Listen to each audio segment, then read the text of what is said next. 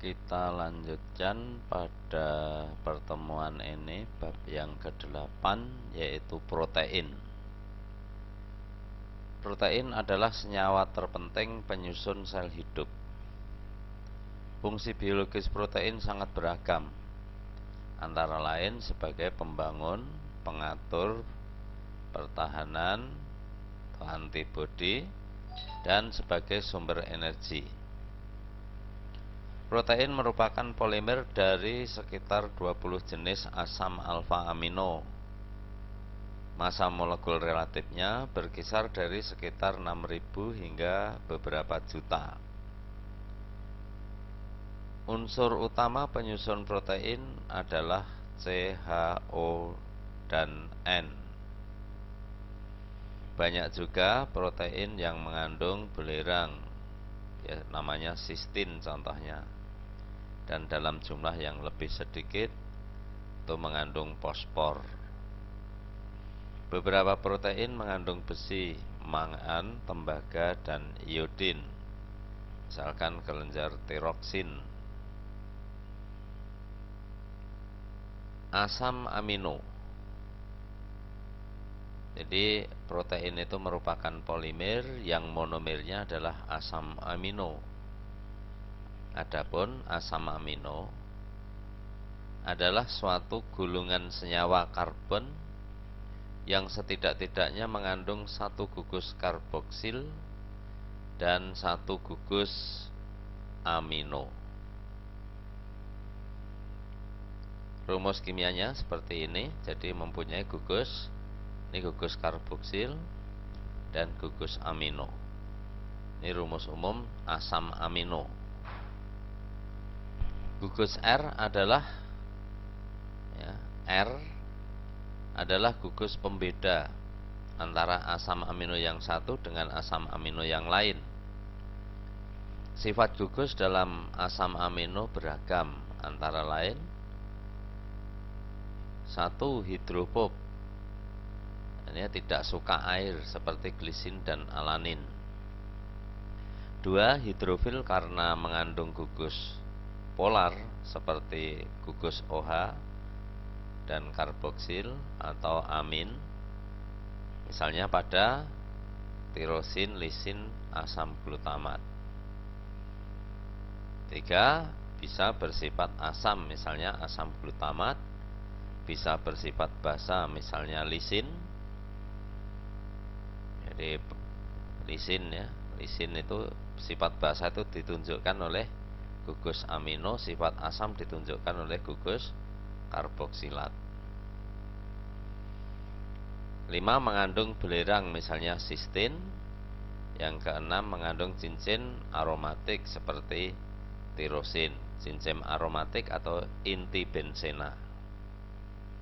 Beberapa contoh asam amino misalkan ini mengandung, ya, cincin atau inti bensena, contohnya fenilalanin. Kemudian lisin.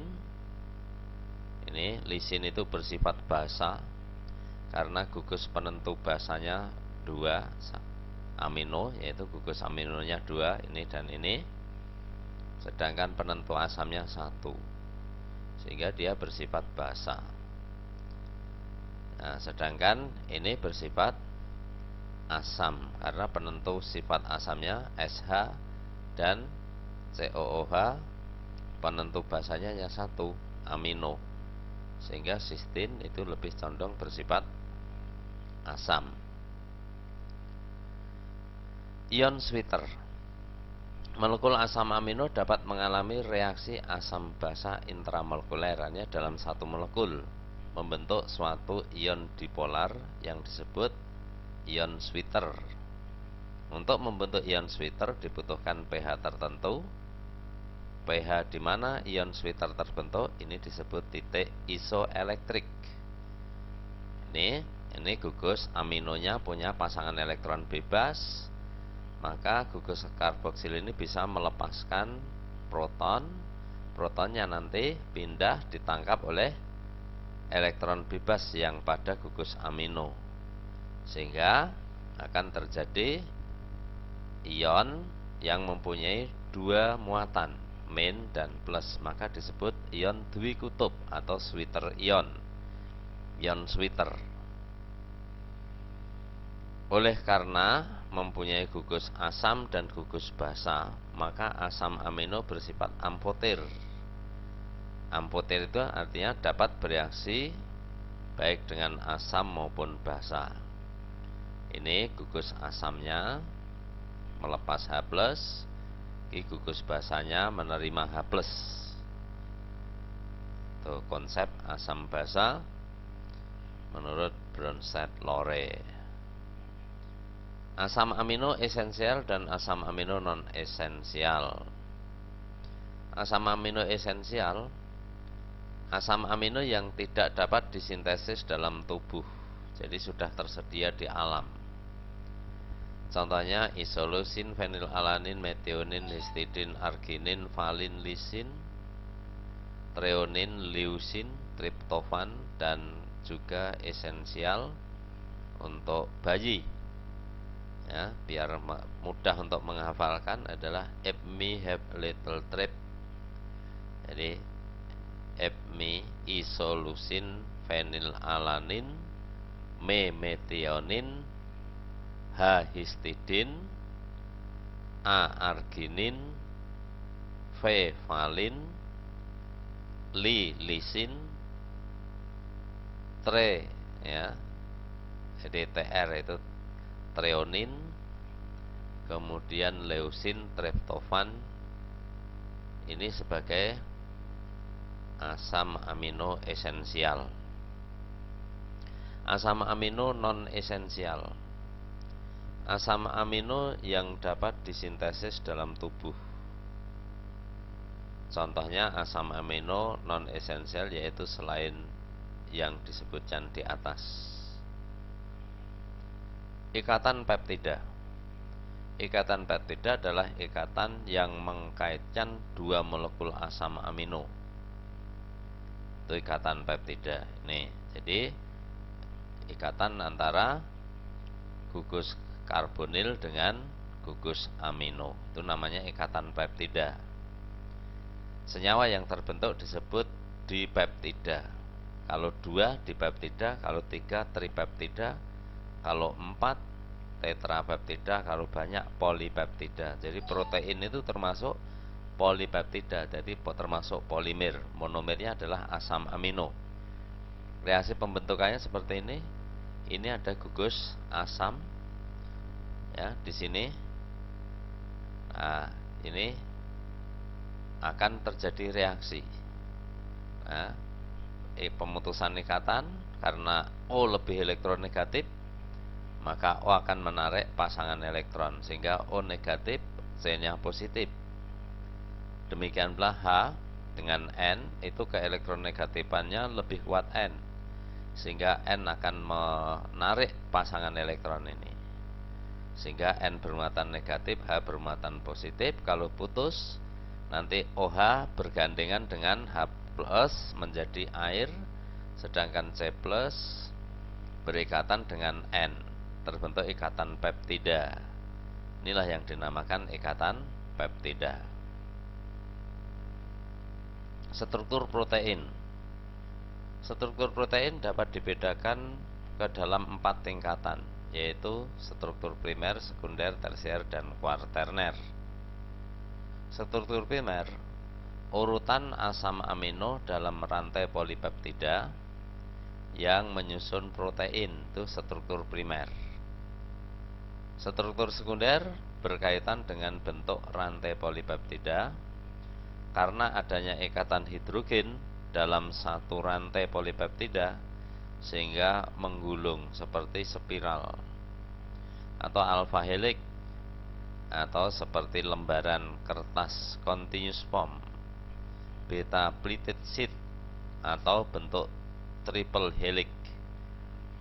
Jadi polipeptida yang menyusun protein. Nah, ini jadi melingkar seperti ini. Ini struktur sekunder. Kalau polipeptida satu dengan polipeptida lain karena ada ikatan hidrogen juga bisa tarik menarik sehingga terbentuk ikatan hidrogen seperti ini, ya. Ikatan hidrogen itu gaya tarik antara atom yang sangat elektronegatif dengan hidrogen pada molekul yang lain. Ini oksigennya pada molekul yang di atas ini. Nah, ini hidrogen pada molekul yang di bawah. Ya, gaya tarik antara hidrogen dengan oksigen atau yang lain seperti fluor dan nitrogen. Ini terbentuk ikatan hidrogen sehingga akan membentuk protein lembaran seperti ya, kertas yang digulung spiral. Struktur tersier protein merupakan bentuk 3 dimensi dari suatu protein ya, bagaikan seutas mie yang diletakkan di dalam cawan ya, suatu rantai polipeptida dapat melipat atau menggulung sehingga mempunyai bentuk 3 dimensi tertentu seperti mie yang kita taruhkan di cawan.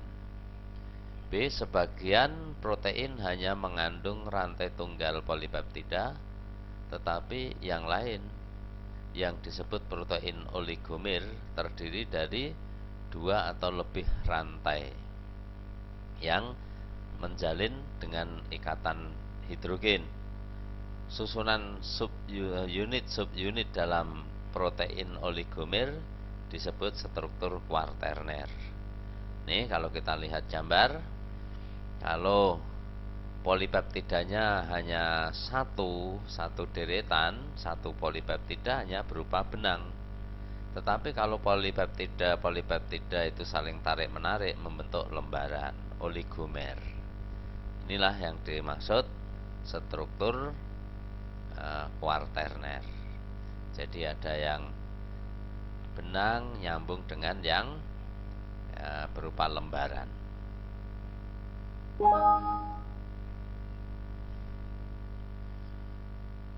Hidrolisis polipeptida atau peptida. Suatu polipeptida atau protein dapat mengalami hidrolisis jika dipanaskan dengan asam klorida pekat sekitar 6 molar. Ya, reaksinya seperti ini. Misalkan saya gambarkan 2 saja. Ini satu peptida. Ini ikatan peptidanya adalah sini ikatan karbonil dengan nitrogen dengan gugus aminonya. Ini bisa putus. Putusnya mana? Nah, ini ikatan antara C dan N. Keelektronegatifannya lebih kuat N, maka pasangan elektronik akan ditarik N. Nah, sehingga N-nya bermuatan negatif. Demikian pula kalau hidrogen dengan oksigen itu lebih kuat oksigen, maka pasangan elektron ini kalau putus ya, ikatan ini kalau putus, pasangan elektron akan ditarik oleh O, sehingga begini O-nya negatif. Maka H plus akan diikat oleh N min, OH min diikat oleh C plus, sehingga terjadi ini glisin dan serin. Nih, jadi C plusnya mengikat apa? OH min. N minnya mengikat H plus yang tadinya hanya 1 sekarang menjadi 2. Denaturasi protein. Jika suatu larutan protein, misalnya albumin telur ya, albumin putih telur itu dipanaskan secara perlahan-lahan sampai kira-kira 60 sampai 70 derajat Celcius, lambat laun larutan itu akan menjadi keruh dan akhirnya mengalami koagulasi yaitu penggumpalan. B. Protein yang telah terkoagulasi itu tidak dapat larut lagi pada pendinginan. C. Perubahan seperti itu disebut denaturasi protein. D itu artinya bukan ya, naturasi itu natural. Natural itu bentuk alami, bukan menjadi bentuk alam. Sudah berubah dari bentuk alamnya. Denaturasi juga dapat disebabkan oleh perubahan pH yang ekstrim oleh beberapa pelarut seperti alkohol atau aseton, oleh zat terlarut seperti urea, oleh deterjen, atau oleh satu guncangan yang intensif seperti misalkan wajah kita ini terdiri dari protein, sehingga kalau kena pukul itu akan kelihatan memar biru. Nah, itulah proteinnya mengalami denaturasi. Protein terdenaturasi hampir selalu kehilangan fungsi biologisnya. Maka usus kita, dinding usus kita itu yang terdiri dari protein, kalau kena alkohol itu bisa rusak. Maka para peminum alkohol itu biasanya ususnya ya nanti akan rusak, akan jadi busuk kalau terlalu banyak. Kemudian penggolongan protein berdasarkan fungsi biologisnya, protein dapat dibedakan atas 7 golongan, yaitu satu, enzim, yaitu protein yang berfungsi sebagai biokatalis, mempercepat reaksi dalam tubuh. Protein transfer, yaitu protein yang mengikat dan memindahkan molekul atau ion spesifik. 3, protein nutrien dan penyimpan, ialah protein yang berfungsi sebagai cadangan makanan. Yang keempat, protein kontraktil, yaitu protein yang memberikan kemampuan pada sel dan organisme untuk mengubah bentuk atau bergerak. Yang kelima, protein struktur, yaitu protein yang berperan sebagai penyangga untuk memberikan struktur biologis, kekuatan atau perlindungan. Itu protein struktur. Kemudian yang keenam, protein pertahanan atau antibodi, yaitu protein yang melindungi organisme terhadap serangan organisme lain atau penyakit. Yang ketujuh, protein pengatur, yaitu protein yang berfungsi mengatur aktivitas seluler atau fisiologi. Reaksi pengenalan protein, itu yang pertama, uji ninhidrin. Uji ninhidrin adalah uji umum untuk protein dan asam alfa amino bebas. Uji protein dan asam alfa amino bebas.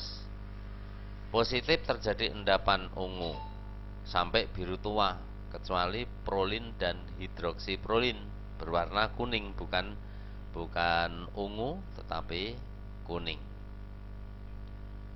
Nah, coba kalau Anda melakukan percobaan, isilah tabung 1 dengan 1 ml albumin putih telur, tabung 2 dengan 1 ml aquades sebagai pembanding, dan tambahkan masing-masing setengah mililiter ninhidrin 1%. Nah, ini.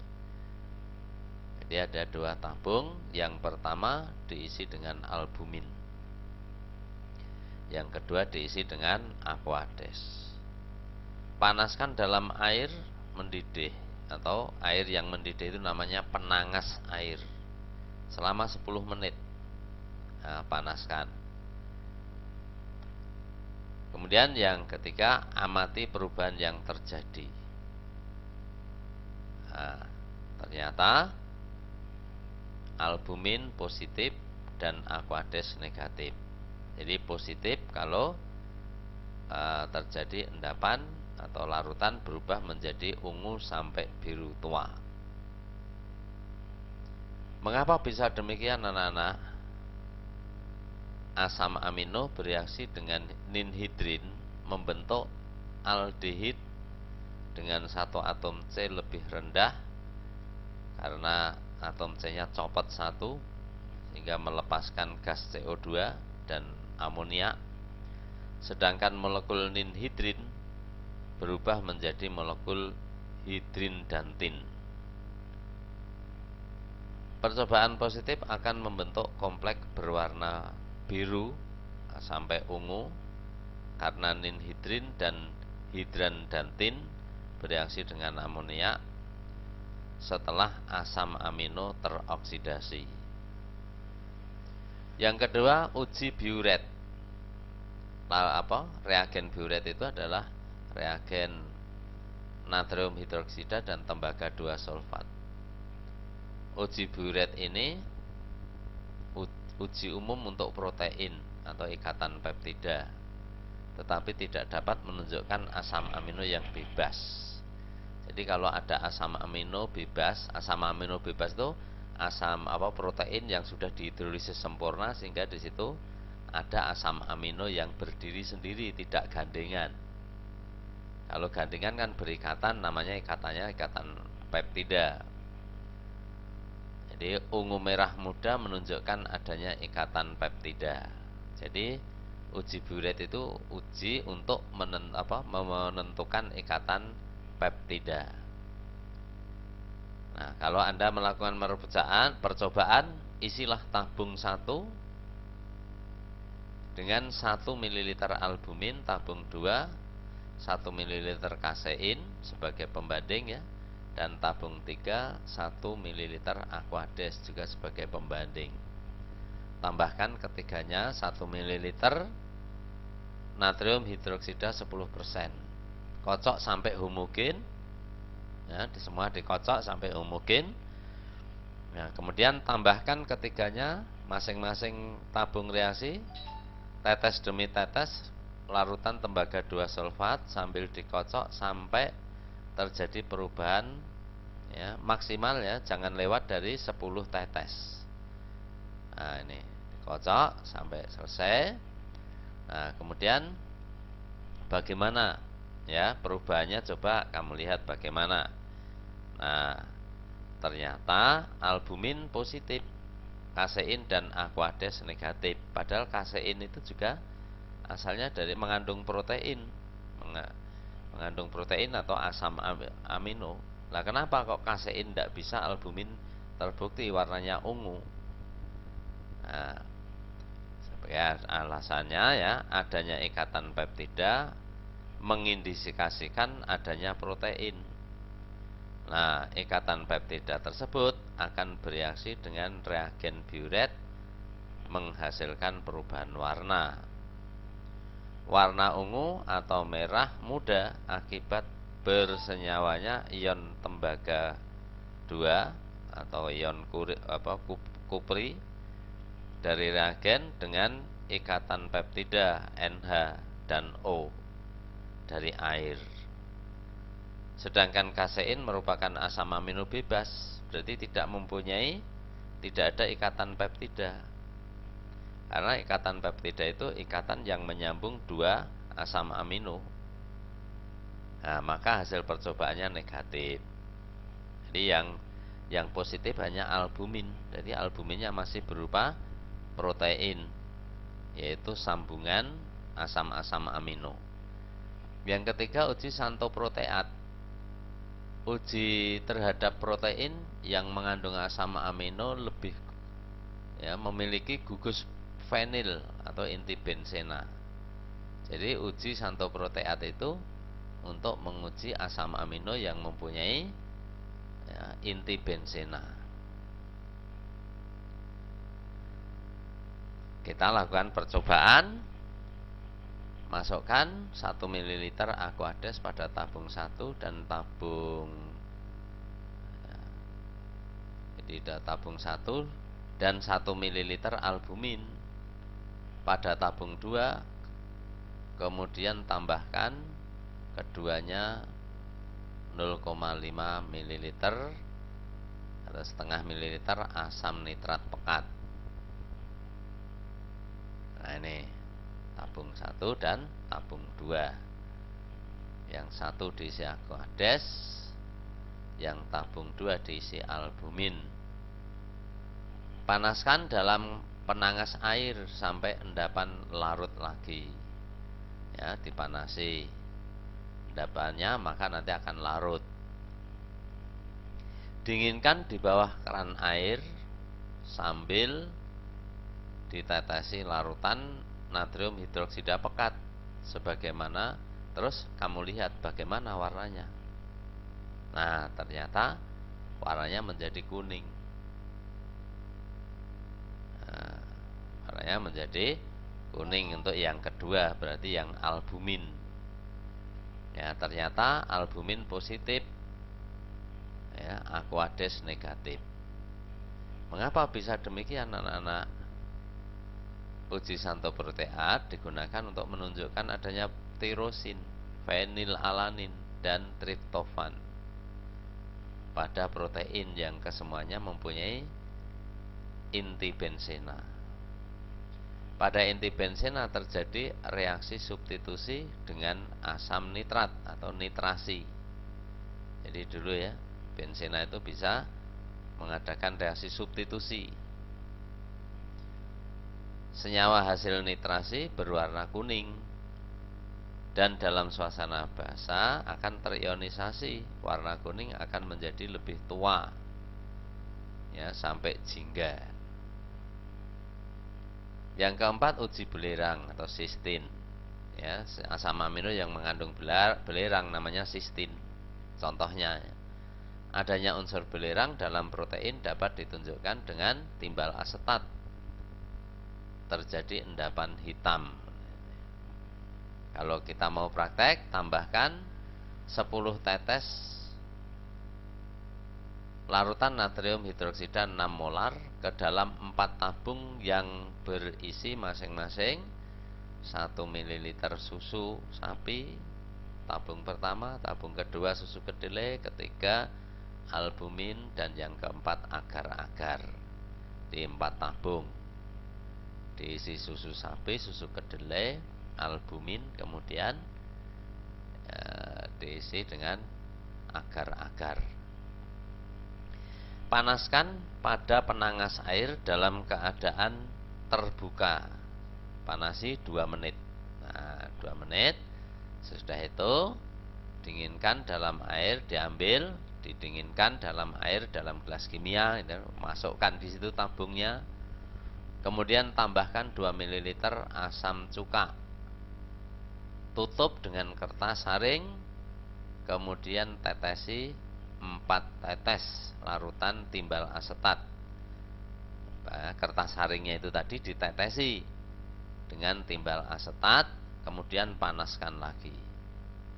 Bagaimana perubahan kertas saring? Anda amati. Nah, ini ditutup dengan kertas, yang di atas kertas itu tadi, dari atas kertas ditetesi dengan timbal asetat. Nah, ternyata sesudah dipanaskan, sampel albumin yang positif uji belerang. Karena apa? Kertasnya berubah menjadi hitam, ya, tabung yang ketiga. Mengapa bisa demikian, anak-anak? Hal ini, belerang yang terikat protein yang dipanaskan dengan asam terhidrolisis dan tereduksi menjadi asam sulfida. Nah, asam sulfida itu gas, maka gasnya akan naik, ya, mengenai kertas saring yang digunakan untuk menutup. Maka gas asam sulfida akan bereaksi dengan timbal asetat yang terdapat pada kertas saring tadi, membentuk endapan yang berwarna hitam. Reaksinya seperti ini. Jadi terbentuk endapan PBS yang berwarna hitam. Yang kelima, uji Milon. Uji ini untuk mengetahui turunan monofenol, misalnya tirosin. Reagen Milon merupakan larutan merkuri dalam asam nitrat. Uji ini positif apabila menghasilkan warna merah. Kalau kita mau praktek, isilah tabung 1 dengan, ya, 1 ml albumin, tabung 2 1 ml agar-agar, dan tabung 3 1 ml aquades. Tambahkan ketiganya 3 tetes pereaksi Milon, ya, masing-masing ditambah pereaksi Milon. Kemudian kocok sampai homogen. Kemudian panaskan pada penangas air selama 5 menit. Perhatikan sampel mana yang akan berubah menjadi merah. Ya, ini dipanasi selama 5 menit. Nah, kemudian terus sesudah dipanasi ternyata akan terjadi perubahan warna. Ternyata albuminlah yang berwarna merah. Mengapa bisa demikian, ya? Hal ini disebabkan merkuri dalam reagen Milon bereaksi dengan gugus hidroksifenil dan tirosin, membentuk warna merah. Ya, warna merah itu adalah merkuri hidroksida. sida yang bisa membentuk suspensi berwarna merah seperti darah. Demikian anak-anak mengenai pelajaran protein. Semoga bisa ya memberikan kepahaman dan bisa memanfaatkan.